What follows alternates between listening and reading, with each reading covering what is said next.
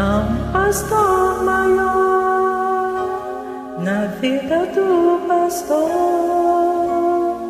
E o que seria do pastor assim não fosse o Senhor? E o que seria da igreja se não fosse o amor daqueles a quem Deus um dia consagrou? Pastor que também é ovelha e é por Deus apacentado, vem hoje aos braços do amado e lança todos os teus fardos. E se às vezes sobrecarregado te sentes desorientado, o teu clamor é sempre ouvido, Jesus sempre estará contigo.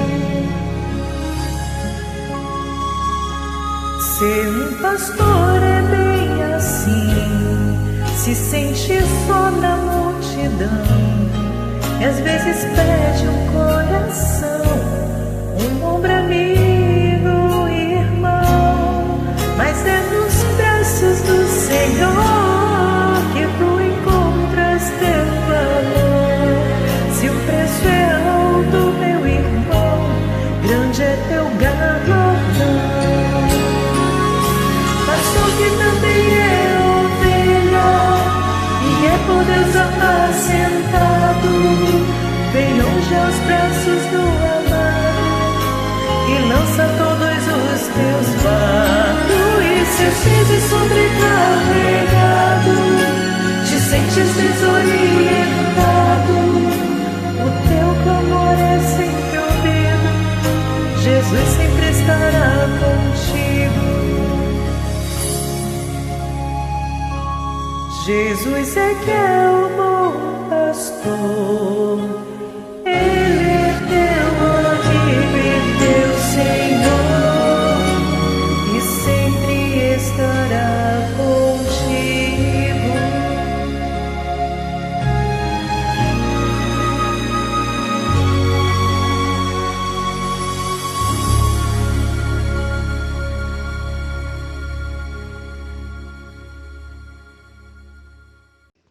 Bom dia, irmãos. Apesar de eu não poder estar fisicamente presente no templo da Igreja Batista da Perebebuí, e sendo hoje o segundo domingo do mês de junho, data em que se comemora no meio batista o Dia do Pastor, vou recitar uma pequena poesia em homenagem a esse servo que Deus designou para ser nosso pastor. A poesia é Ser Pastor, de Oneide Lima. Ser pastor é guiar o rebanho desta vida triste que ao mal conduz. É afastar dos lobos a ovelha querida, mostrar o caminho onde existe luz. Ser pastor é ser escolhido para levar a nova de salvação a toda a humanidade descrente que vive no mundo da escuridão. Ser pastor é ter o privilégio de anunciar ao pobre pecador as marcas do cristianismo que eleva o homem do caminho do horror. Ser pastor é ser humilde e santo, é levar a paz, é levar o amor, é levar alegria e felicidade, onde existe tristeza, onde existe dor. Ser pastor é ser grande amigo, ser pastor é ovelha guiar, ser pastor é viver com Cristo, ser pastor é alma a ganhar. Deus te abençoe, pastor Elias, do teu ministério. Vamos orar. Querido Deus e Pai, a Ti, Senhor, toda a honra, toda a glória e todo o louvor sejam dados, Pai. Neste momento, Deus, pedimos ao Senhor perdão pelos nossos pecados. Perdão, Senhor, pelas nossas falhas, faltas que cometemos diante do Senhor. Neste momento, Deus, queremos suplicar a Tua bênção em favor de todos os missionários espalhados no nosso estado. Que o Senhor possa estar com eles neste momento, Senhor, levando a cada um deles saúde, levando a cada um deles, ó Deus, alegria em Te servir, levando, Deus, a cada um deles o consolo e o conforto, por estarem, ó Deus, em lugares distantes, muitas das vezes longe de famílias, mas cumprindo, Senhor, o seu ID.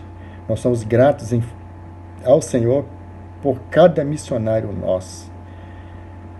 E Te pedimos, ó Deus, como igreja do Senhor, possamos fazer a nossa parte, que é de contribuirmos, ó Deus, para que através das nossas contribuições possam chegar até aos nossos missionários, a fim de que, ó Deus, a Tua obra possa prosseguir. Perdoa, Deus, as nossas faltas, mas eu Te peço e Te agradeço em nome de Jesus. Amém.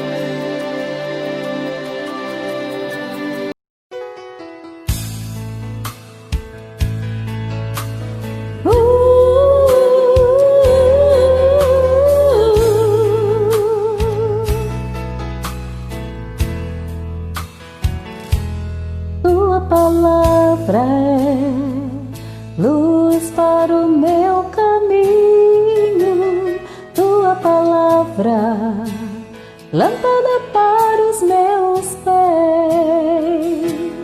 Tua palavra é luz para o meu caminho, Tua palavra é lâmpada para os meus pés. É como a doce água que vem a mim, como em meio a um deserto.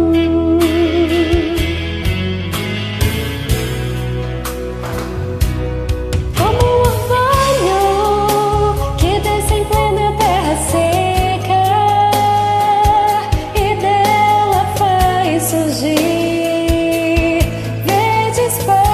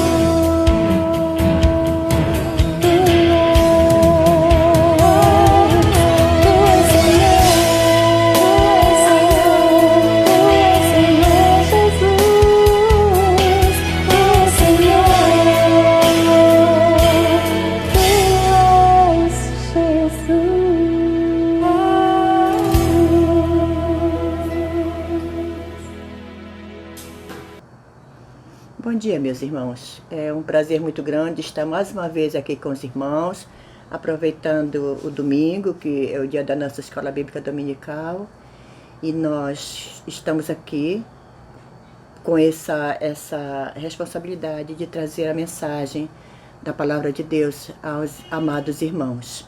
Ainda pela online, né? Ainda. Mas brevemente nós estaremos juntos, com certeza, meus irmãos. A lição de hoje que eu quero trazer para os irmãos ainda é a nossa revista de compromisso.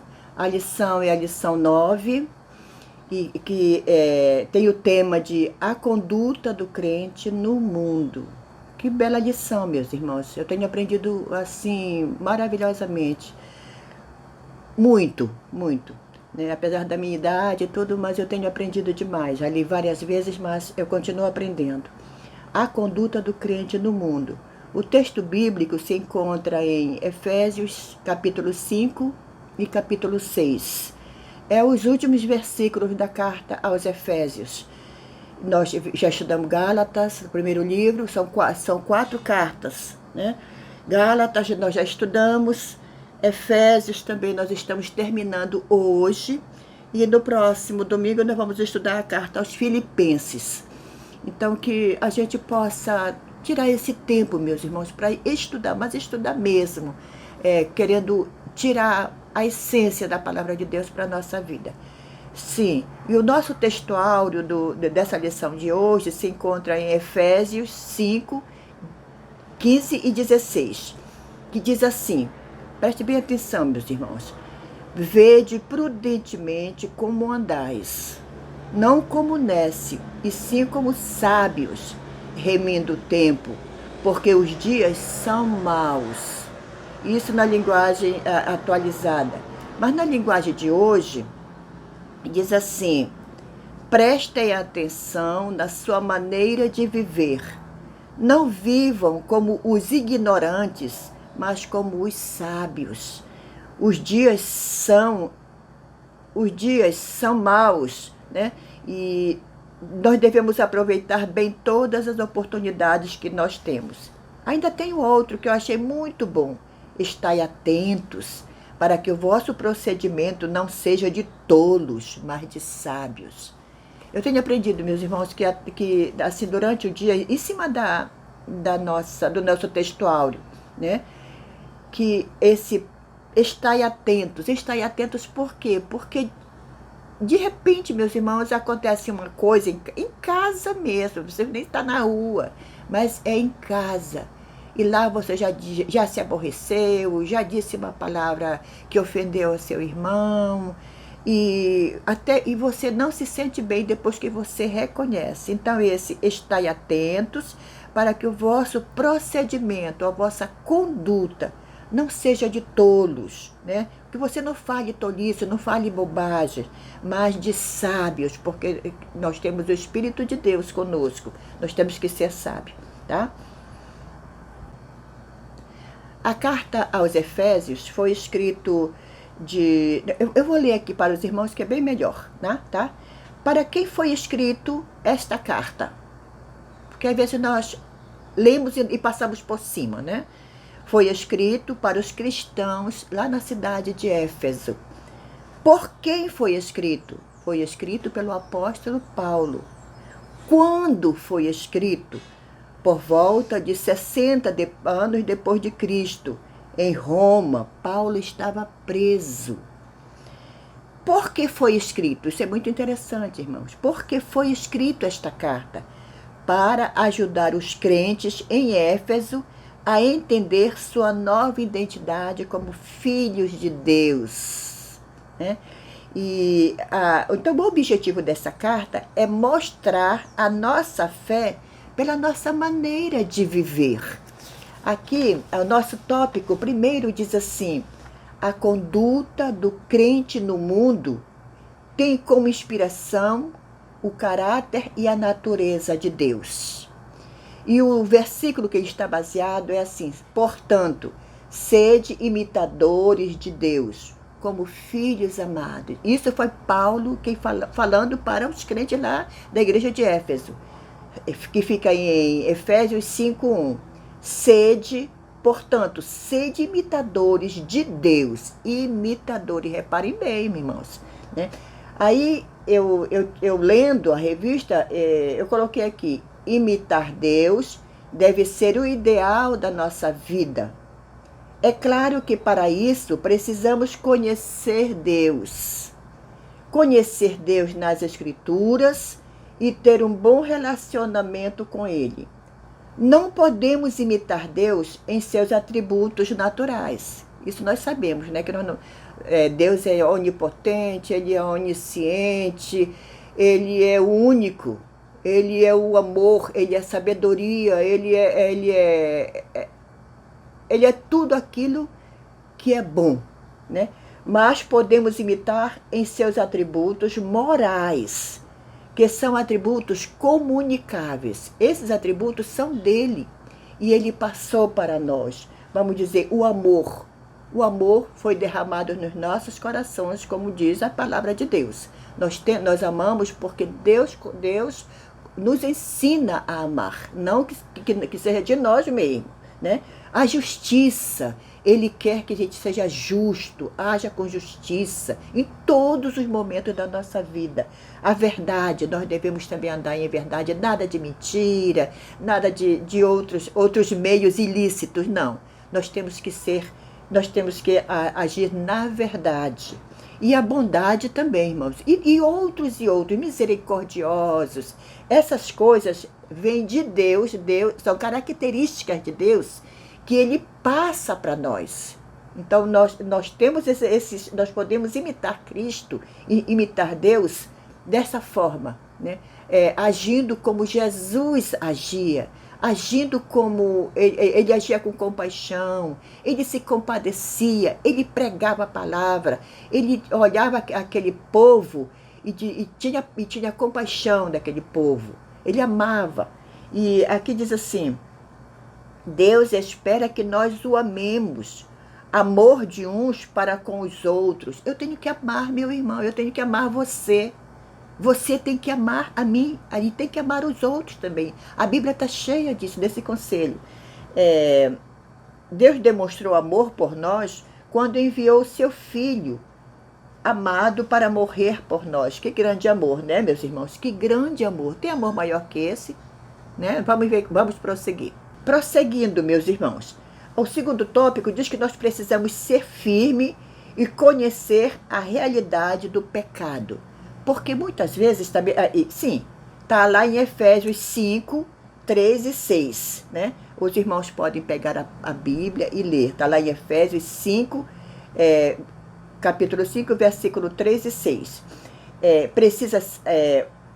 A conduta do crente no mundo, do crente, reparem bem, irmãos, que ele está falando. Ele não está falando para pessoas não crentes, ele está falando para nós, que somos crentes em Jesus Cristo, que cremos em Jesus. Ele diz que nós precisamos ser firmes, né? E conhecer também a realidade do pecado, porque muitas vezes nós agimos sem ter entendimento de que aquilo está errado, aquilo não está agradando a Deus. Aqui eu até escrevi assim: pecado é tudo aquilo que desagrada a Deus, que ofende o caráter de Deus. O nosso Deus é santo e quer que nós sejamos santos. Como ser imitador de Deus sem compromisso com a sua santidade? Impossível ao crente amar a Deus e amar ao mundo. Isso não pode acontecer na nossa vida. Nós precisamos ter firmeza. E a nossa firmeza está na palavra de Deus, meus irmãos. O nosso entendimento, você quer saber como agir? Como ter uma boa conduta? Irmãos, aqui Efésios, ele está cheio. Efésios, Colossenses, Filipenses, as cartas, a Bíblia, desde de Gênesis até Apocalipse, ele está nos ensinando como ter um bom viver. Aqui, o nosso terceiro tópico diz assim: precisa ser refletida a conduta do crente no mundo. Não esqueça isso. No mundo é onde nós estamos vivendo, meus irmãos. É em casa, é no trabalho, é na escola, é na fila de pagamento do banco, é em qualquer lugar. Nós precisamos refletir e proclamar a nossa vida, né? A nossa vida, a nossa conduta. Aqui diz assim: essa conduta se estende aos pais, né?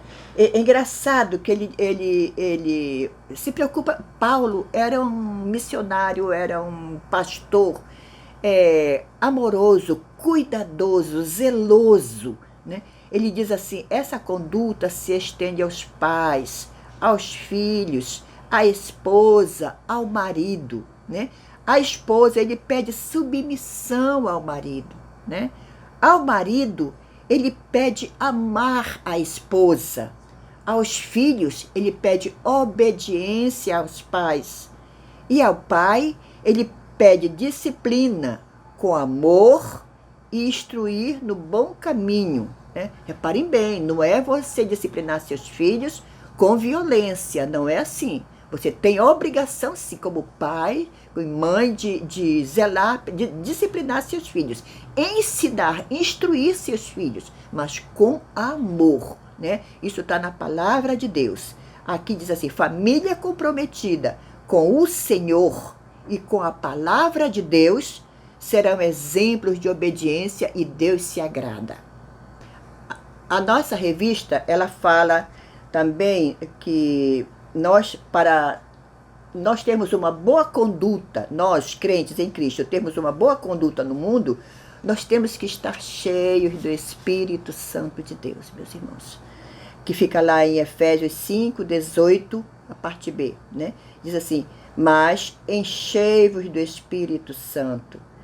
Isso, a nossa, só podemos ter boa conduta, bom comportamento, bom procedimento, se nós estivermos cheios do Espírito Santo de Deus. A vida do crente neste mundo se torna inútil sem a ação do Espírito Santo. Vivemos o desafio de viver no mundo, mas como cidadão dos céus. Preste bem atenção nisso, meus irmãos. Vivemos no mundo, mas a Bíblia diz que nós não somos do mundo. Mas nós temos obrigação, sim, de termos um bom viver, de sermos exemplos, darmos bom testemunho em todos os momentos da nossa vida. Nós temos sempre que estar nos avaliando para ver como é que está o nosso procedimento, a nossa conduta, meus irmãos. Somente uma vida cheia do Espírito Santo nos torna eficaz na obra do Senhor. Eu tenho que prestar muita atenção, porque às vezes eu posso fazer 1000 coisas na casa de Deus, na igreja, mas será que está tendo validade para Deus? Como é que está meu coração, né? Deus olha para o coração do crente, para o coração do homem. Lá diz assim: somente uma vida cheia do Espírito Santo nos torna eficaz na obra do Senhor. Está lá em Atos 1:8, né? Que nós devemos estar cheios do Espírito Santo, buscarmos estar cheio do Espírito Santo. É o enchimento contínuo. É ontem, é hoje, é amanhã, é sempre. É sempre. Essa busca constante é sempre. O enchimento do Espírito Santo é dinâmico. É uma busca sempre. É o viver, no meu viver diário. Quanto mais o crente experimenta, mais necessidade tem desse enchimento em sua vida. Ontem eu precisava, mas hoje eu já vi que eu preciso mais. E amanhã, com certeza, eu vou precisar de muito mais. E nós vamos passar para o nosso quinto e último tópico da nossa lição. Diz assim: a conduta do crente no mundo, do crente seguidor de Cristo, né? A conduta é o nosso procedimento, é o nosso testemunho do crente. O crente é aquele que segue a Cristo, é aquele que ama a Cristo, é aquele que se doa, né? Aquele que vive, né? Então ela só é vitoriosa porque temos a armadura de Deus. Nós temos a armadura de Deus, né? A armadura de Deus se encontra no versículo Efésios 6:11, que ele diz assim: revestivos de toda a armadura de Deus. De toda a armadura de Deus. Não é só uma não, irmãos. Né? Para que possais permanecer firme contra as ciladas do diabo. Olha só essa colocação de Paulo para nós. Nós temos que estar revestido. É como se nós estivéssemos vestidos, mas nós precisamos buscar mais, nos vestir mais, né?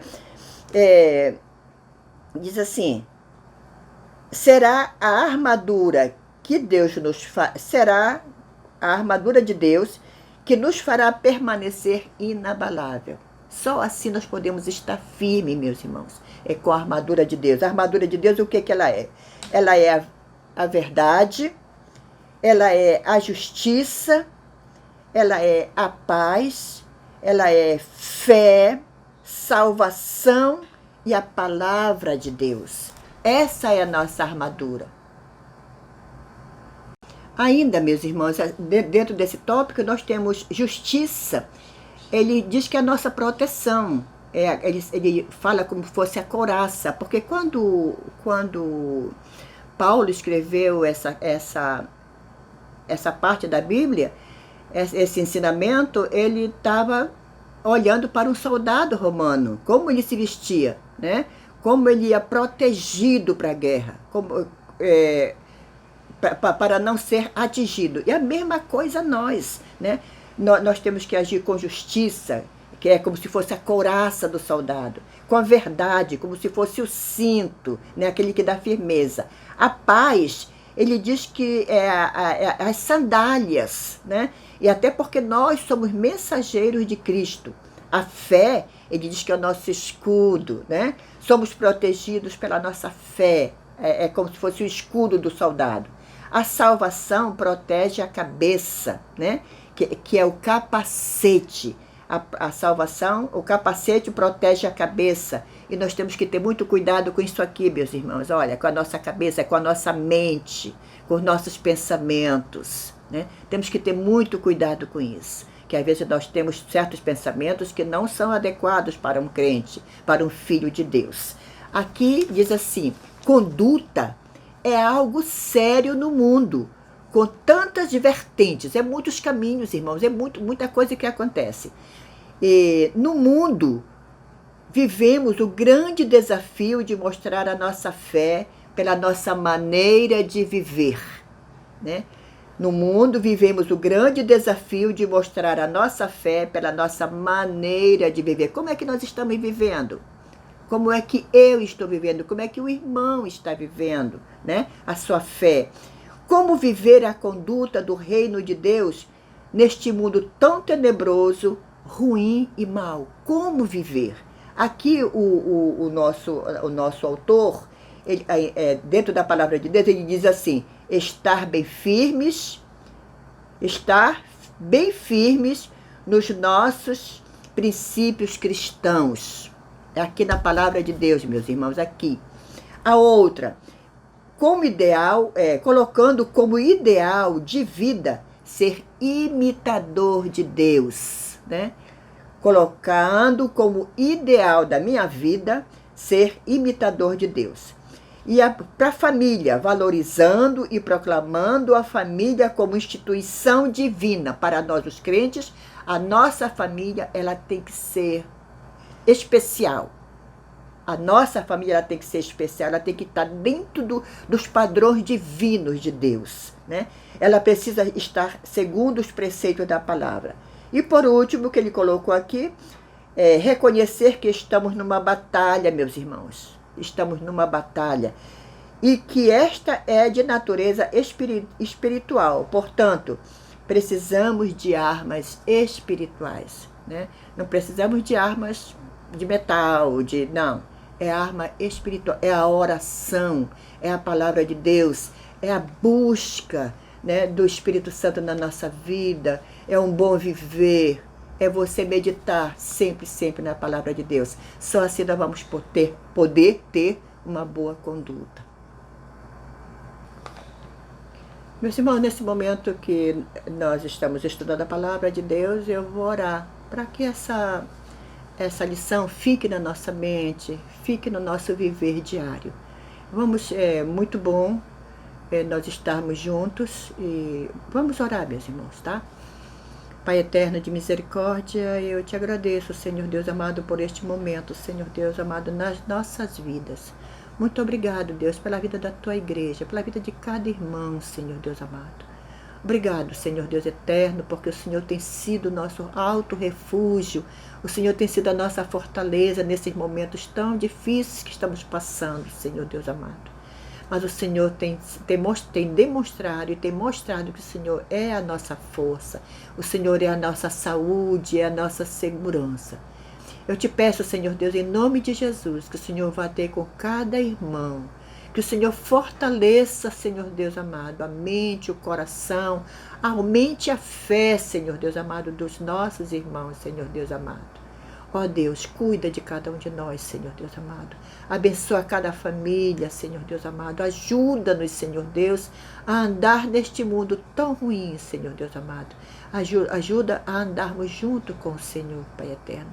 Ó Deus, dá um bom dia para nós. Dá uma boa semana para nós. Ajuda-nos, Senhor Deus, no nosso viver diário, Senhor Deus, no nosso viver cristão. Que possamos mostrar, Deus amado, ao mundo e a todos, Senhor Deus, que nós somos filhos teus. Ó Deus, muito obrigado. Eu te agradeço no nome de Jesus. Amém, Senhor Deus amado. Amém.